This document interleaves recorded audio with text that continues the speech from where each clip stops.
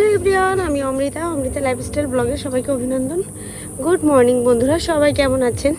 আজকে অন্যরকম একটা ভিডিও শেয়ার করব। আমাকে দেখে বোঝা যাচ্ছে আমার শরীরটাও ভালো যাচ্ছে না, তারপর ও ভীষণ জ্বালাতন করতেছে। তার আগে বলুন, আমরা দুইজনই, বাবা এদিকে তাকাও, ও তাকাবেই না। আমরা মা ছেলে দুইজনই আজকে পিঙ্ক। আমার সোনায়ের পিঙ্ক কালার খুব পছন্দ, ও খুব পিঙ্ক কালার পছন্দ করে। ওই যে দেখুন, আমি টিপ পরেছি বলে তাকেও টিপ পরিয়ে দিয়েছি। তো আজকে অন্য কোনো ভিডিও শেয়ার করব না। আমার টোটাল বাড়িতে অনেক কিছু আপনারা দেখতে চান, তার মধ্যে কিছু একটা অংশ আজকে আপনাদের সাথে শেয়ার করব। ওকে নিয়েই ভিডিওটা করতে হবে, একটু এলোমেলো ভিডিও হতে পারে, বুঝতেই পারছেন যারা আমার ভিডিওগুলো দেখেন। আমি লাইভেও ওকে নিয়ে অনেকটা সামলিয়ে আমার লাইভে জয়েন করতে হয়। তারপর এখন তো চ্যানেল মনি হয়ে গেছে, পারি না পারি যাই হোক প্রত্যেক দিন আমাকে ভিডিও শেয়ার করতে হবে। তো সব কিছু মাথায় রেখে ভাবলাম আজকে এটা আপনাদের সাথে শেয়ার করা যায়। সেটা কি এখন বলবো না, ভিডিওটা সম্পূর্ণ দেখে কিন্তু অবশ্যই আমাকে কমেন্টে জানাতে হবে। এবং এইভাবে আপনারা চাইলে বাসায় নিজেরাও কিন্তু এইভাবে নিজেদের অনেক কিছু সময় কাটানোও হয়, বা নিজের দেখবেন খুব ভালো লাগে। আমি যেটা আজকে শেয়ার করব এটা যদি আপনারা মেনটেন করতে পারেন বাড়িতে, তো আপনাদেরও খুব ভালো লাগবে। কথা না বাড়িয়ে চলুন ভিডিওটা আপনাদের সাথে শেয়ার করি। আর অবশ্যই কমেন্টে কিন্তু জানাতে ভুলবেন না যে ভিডিওটা দেখে আপনাদের কেমন লাগলো। দেখে নি চলুন। আচ্ছা, এখানে হচ্ছে একটা জলের ড্রামের ভিতরে কিছু ঝাল গাছ লাগানো হয়েছে। দেখুন, আসলে ঝাল গাছ লাগানোর পরে এই গাছগুলো বেশি ছিল, তো এখানেই এক জায়গায় এরকম রাখা হয়েছিল। এখন বাকি গাছগুলো সব মরে গেছে, এই গাছগুলোই এখানে বেঁচে আছে। তো সেখানে কিছু পর্তুলিকা লাগানো হয়েছিল, তো সেই গাছগুলোতে ফুল ফুটেছে। দেখুন, দেখলেও মন ঠান্ডা হয়ে যায়। এখানে এই একটা বেগুনের গাছ বেশি হয়েছিল, লাগানোর জায়গা হয়েছিল না, একটা দুইটা, তো সেই দুইটা গাছেও দেখুন দারুণভাবে বেঁচে গিয়েছে কিন্তু। আর এর মধ্য দিয়ে পর্তুলিকাগুলো ফুটে উঠেছে। এটা হচ্ছে একটা সাদা ফুল গাছ, যেটা আমরা ভেবেছিলাম হয়তোবা মেবি আর বাঁচবে না, মরে গিয়েছে। গাছগুলো এই গাছের মানে গোড়াটা ওঠানোর জন্য প্রচুর পরিমাণে জল ঢেলেছিলাম। ওমা, পরে দেখি কি গাছগুলো থেকে আবার কচি পাতা ছেড়েছে।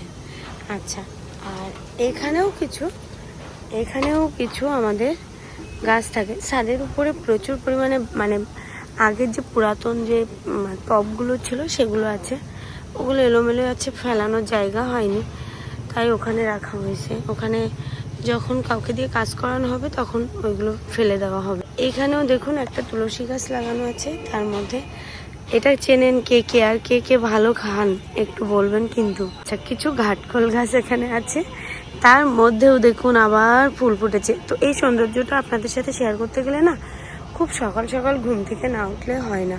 আমার গলার ভয়েস শুনলে বুঝতে পারতেছেন এখনো ভারী কণ্ঠ আমার ভিতরের থেকে যায়নি। তারপরে আমি ঘুম থেকেই উঠলাম শুধু এই ভিডিওগুলো করার জন্য। সবে সূর্যি মামা কিন্তু একটু একটু করে আলো দিচ্ছে।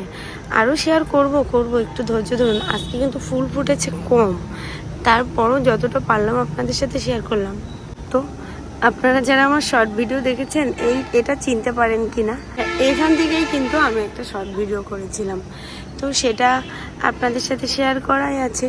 নতুন করে আজকে গাছে একটু ফুল কম ফুটেছে, তো কি হয়েছে, গাছটা তো শেয়ার করা গেল। টবগুলো আপনাদের সাথে কোন টবে কি গাছ লাগিয়েছি সেটাও শেয়ার করে দিলাম।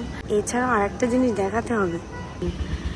দেখতে পাচ্ছেন আমরা এর আগে যে পর্তুলিকা গাছগুলো লাগিয়েছিলাম, অটোমেটিকলি যে টবগুলো ভেঙে মাটি বের করা হয়েছে, তো মাটিগুলো এখানে এসে জমা হয়েছে জলের সাথে।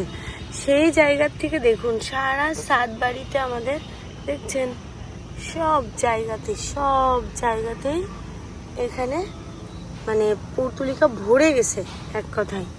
আর এখানে এই টবটা থেকে মাটি বের করতে গিয়ে আমি নিষেধ করেছিলাম যে দেখা যাক কি হয়, সেই জন্য এখানে থেকে গেছে। কেমন লাগতেছে সেটা বলুন এবার। এই যে হলুদ গোলাপি মিষ্টি কালার সব কিছু মিলেমিশে একাকার। এই যে আমার বাড়িতে ছাদে যে ফুল বাগানগুলো আছে সামান্য, এটা কিন্তু একসময় ভীষণ যত্ন করে আমি এগুলো তৈরি করেছিলাম এখান থেকে আরও 7-8 বছর আগে। সেটা এখনও দেখছেন যত্ন কিন্তু এখন আগের মতো নেওয়া হয় না, যেটা সত্যি কথা।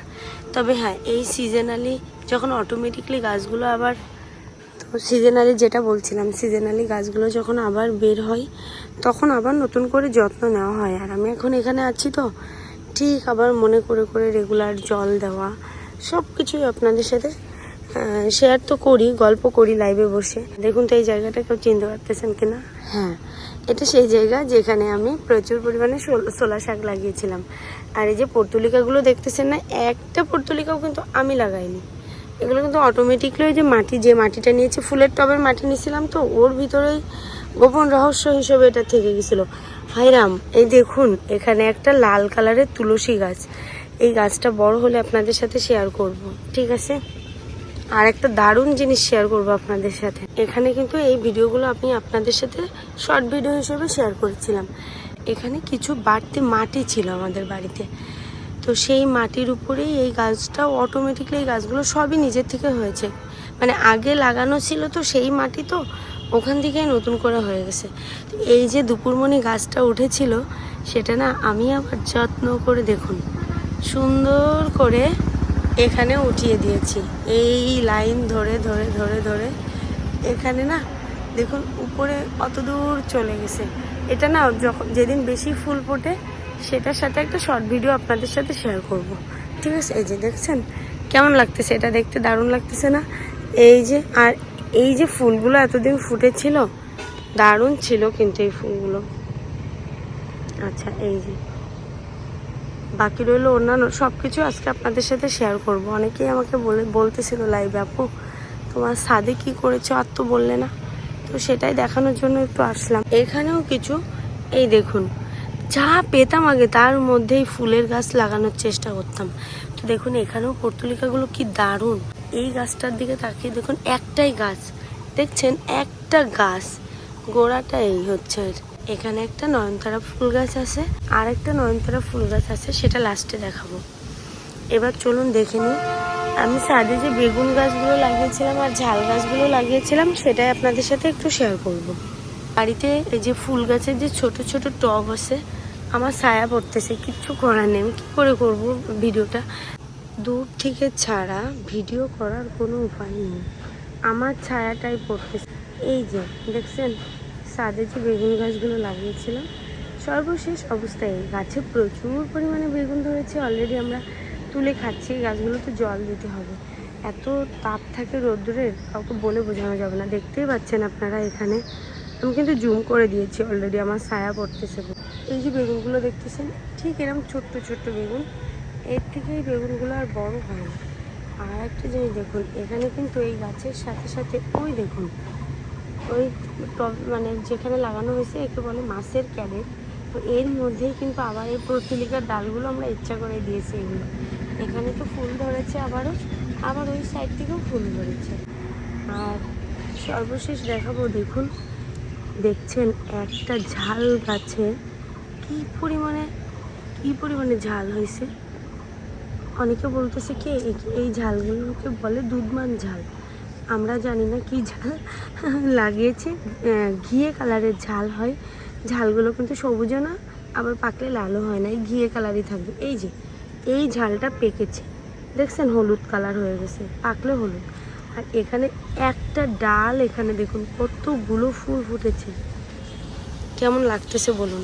প্রত্যেকটা জায়গায় এরকমই রইলো। বাকি টবগুলো এই দেখুন গাছে কি পরিমাণে বেগুন ধরেছে, দেখেছেন?